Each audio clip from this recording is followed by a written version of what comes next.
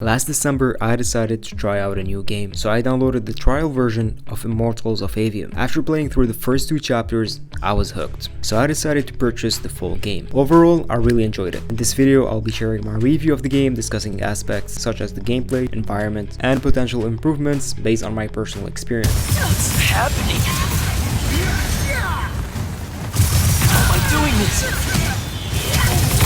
Immortals of Aveum is a single-player, first-person magic shooter that tells the story of Jack as he joins an elite order of battle mages known as the Immortals in an attempt to stop the Everwar. In this realm of magic, most people can only use magic of one specific color, blue, red, or green. However, Jack, the character you play as, is a different and unique special breed. He's able to use and control all 3 of them. A sigil is your tool to channel your magic into unique spells across 3 colors of magic: Force, blue, Chaos, red, and Life, green. It's worn on your right hand, changes appearances when using each color depending on your choice. You have plenty of sigils that you can get from unlocking chests and defeating bosses and enemies, and they come with higher gear scores as you progress through the story, and each of them could be upgraded to make them stronger. You also have a shield spell, which obviously protects you against spells and hits from enemies. Then you have the ability wheel, which includes spells that some of them you will unlock through the story and the other through the side content, like defeating mini bosses. Most of them are pretty good, and here's a look at a couple of them.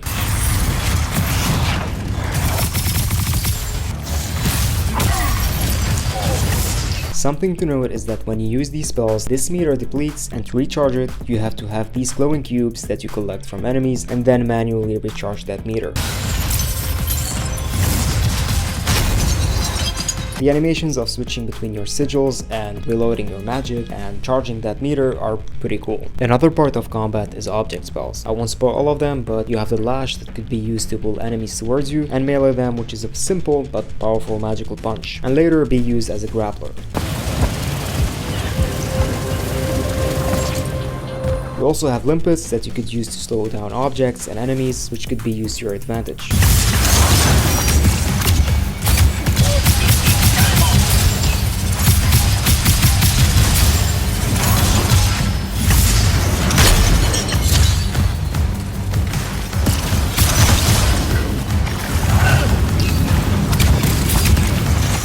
And finally, for the combat, you have a powerful spell that combines all 3 magic colors into one powerful beam and destroys everything and everyone.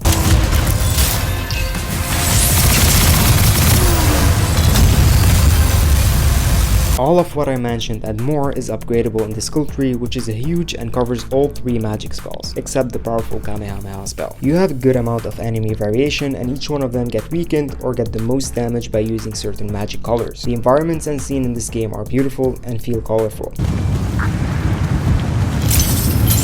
Combat feels smooth. I've encountered a couple frame drops during cutscenes and combat, but nothing too serious. The magic of shooting with the different colors that affect different enemies and hovering and using shield and spells makes you feel like Doctor Strange. You know, for this game, I think more spells would have been better in the ability wheel, but as an original game, it's pretty good. I found it fun and liked it. It was good enough that I decided to get the Platinum Trophy.